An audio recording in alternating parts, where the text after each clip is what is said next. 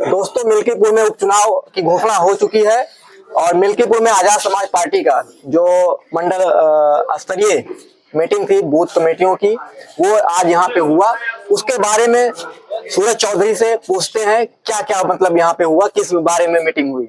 Sir देखिए, जो मिल्कीपुर उपचुनाव होने जा रहा है, ये 27 का सांकेतिक चुनाव है। 27 में किसकी गवर्नमेंट बनेगी, चूंकि यहाँ पे सूबे के मुखिया एक तरीके से स्वयं चुनाव लड़ रहे हैं, इसीलिए प्रत्याशी को भी बचाया जा रहा है।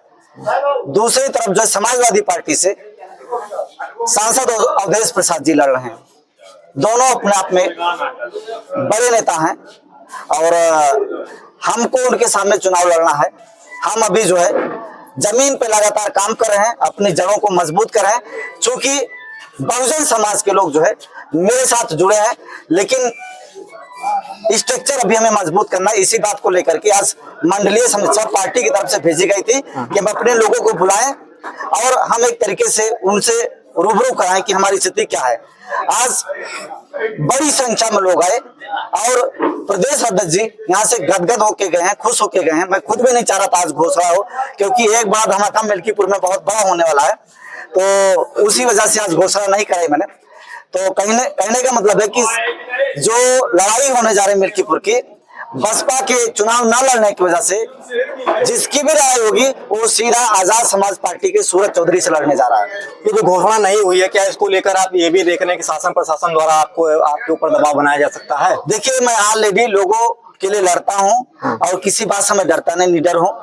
15 साल से लोगों की लड़ाई लड़ रहे हैं, तो अपनी लड़ाई लड़ने के लिए एकदम फुल फ्रीडम है, ठीक है ना, एकदम फुल फ्री है। हर चीज से निपटने के लिए तैयार हैं। कहीं ऐसा कोई शासन प्रशासन का कोई दबाव नहीं। हर चीजें भी जहां तक हम समझ पा रहे हैं निष्पक्ष चल रही हैं। जब ऐसी कोई बात आएगी तो मीडिया के माध्यम से हम अपनी बात जरूर रखेंगे। अभी ऐसा कोई दबाव नहीं। तो सर, आपने ये कहा कि हम विधायक बनते हैं तो हम पेंशन नहीं लेंगे और जो क्या नाम है उसका मानदेय है वो भी आप जनता के सैलरी जो विधायक की मिलती है, जो विधायक की सैलरी मिलती है और जो पेंशन मिलती है, जैसे माननीय सांसद जी 9 बारी का पेंशन ले रहे हैं, कहाँ लगा रहे हैं उनको बताना चाहिए, लेकिन नहीं बताएंगे।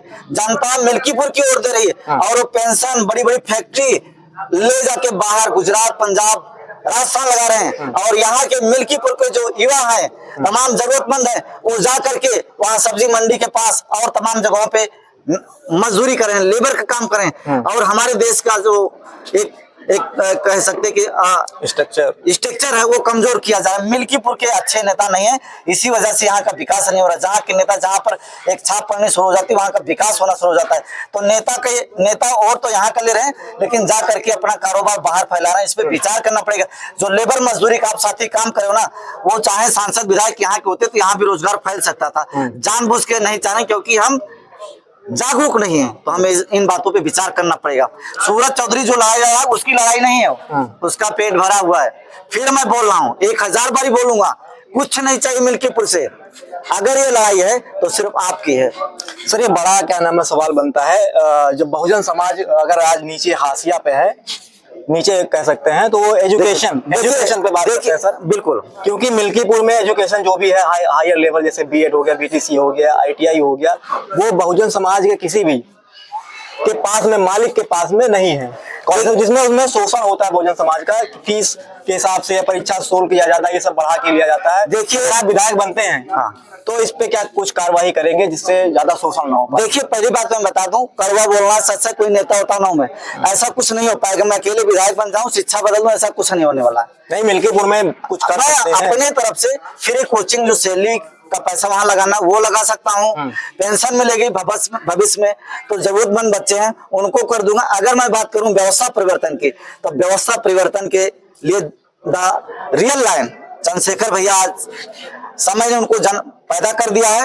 एक युग पुरुष का जन्म हुआ है, जिसकी एक ललकार पे पूरे हिंदुस्तान के युवा खड़े हो जाते हैं, तो वो शेर पैदा हुआ है। अगर आप लोग मुझे मजबूत करेंगे, चंद्रशेखर भैया जिस तरीके से लोकसभा में बहुजन समाज के जरूरतमंद की आवाज बने हुए हैं, उसी तरीके से मिल्कीपुर से सूरज चौधरी को अगर आपने विधानसभा भेजा अपने साथियों ने, तो पहली बात तो हमारी आपकी दोस्ती और मजबूत होगी। ऐसे ही जैसे है और बेस्ट करने का प्रयास करेंगे, लेकिन आप मिल्कीपुर की आवाज जो है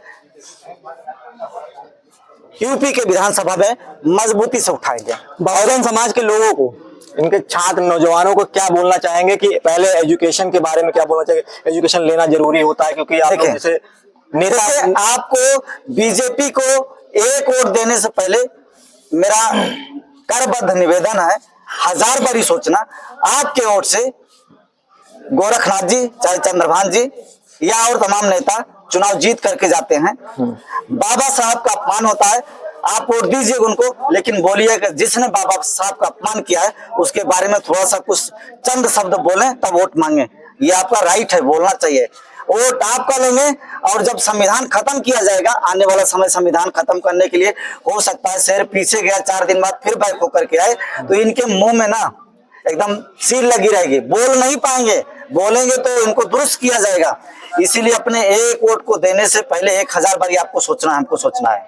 समाजवादी पार्टी के प्रत्याशी अजीत प्रसाद जी जब मैदान में निकल रहे हैं तो अपने पिताजी के साथ में निकल रहे हैं, अकेले नहीं निकल पा रहे हैं। इसको अजीत भैया की क्या बात करें, तो समाजवादी की डमी कैंडिडेट। हमें लगता है कि जो है उनको सांसद बनाने में यहाँ के जो बीजेपी के नेता हैं उनका हाथ रहा है। इसीलिए अब बीजेपी को नेताओं को चाह रहे हैं कि वो विधायक बन जाएं। इसीलिए अपने उन्होंने निष्क्रिय पुत्र को जो है यहाँ का टिकट दिला दिया, जिसका मिल्कीपुर से कोई मतलब नहीं दूर दूर तक।